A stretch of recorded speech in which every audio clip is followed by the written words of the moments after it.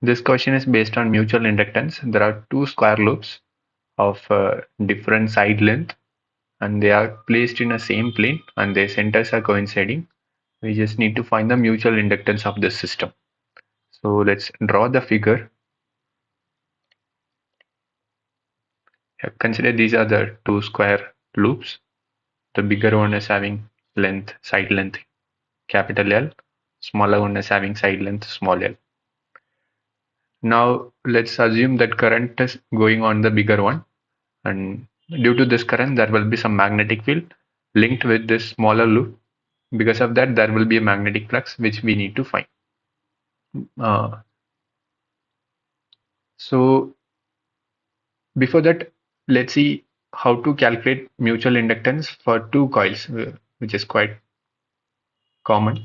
So let it be coil 1, coil 2. So coil 1 is having some current I. Due to this current there will be a magnetic field.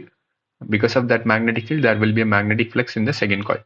So the mutual inductance we define by the magnetic flux linked with coil 2 divided by the current flowing in the coil 1, I1, into number of turns in the coil 2. So this is how we define.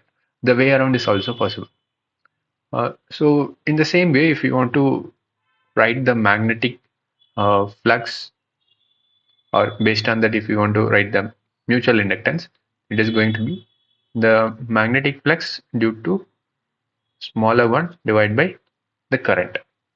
So here our aim is to find this magnetic flux linked with this smaller loop.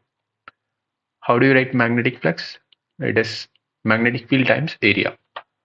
So which one is giving magnetic field? The bigger one. So let's take only one side of it. Current I is going, and due to this, let's figure out the magnetic field at the center, which is L by 2 distance from this side. The side length is L. So there is a standard expression for magnetic field due to this wire.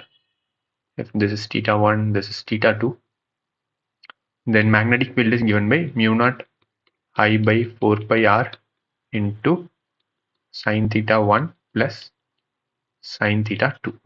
So in our case, this theta are equal to 45 degree. So theta 1 which is equal to theta 2 which is equal to 45 degree, and r is equal to L by 2 since it is a square, so the things are little simpler. And this is the magnetic field due to only one side. If we find due to the magnetic field due to the entire square loop, it is going to be 4 times. So the total magnetic field is 4 times mu naught I by 4 pi L by 2 sine 45 degree plus sine 45 degree.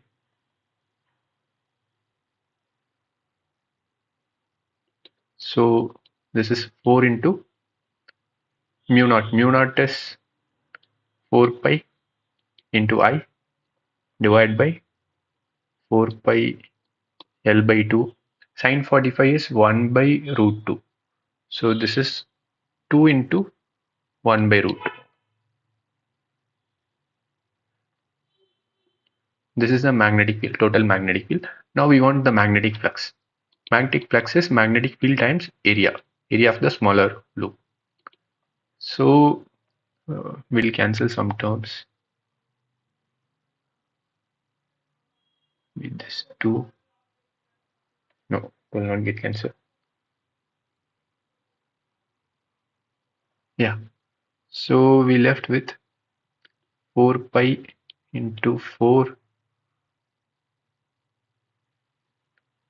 by root 2 L into L squared. L squared is the area of the smaller loop. In the question it is given L squared equal to capital L. So we'll substitute that value also.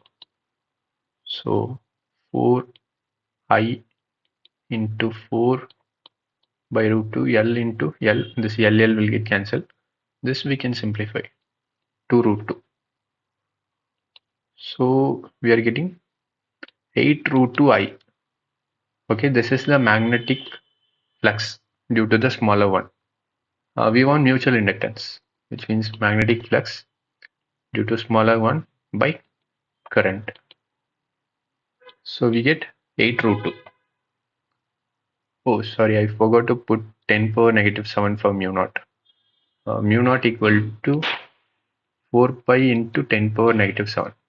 So I forgot to put up 10 power negative 7, 10 power negative 7. This is also 10 power negative 7. Yeah, so if we see, it is written root x. So which means we want to write everything inside the root. It is 8. If it take into the root, it is going to be 64. 64 into 2, 128 into 10 power negative 7. So the value of x is 128. Yeah, it is 128.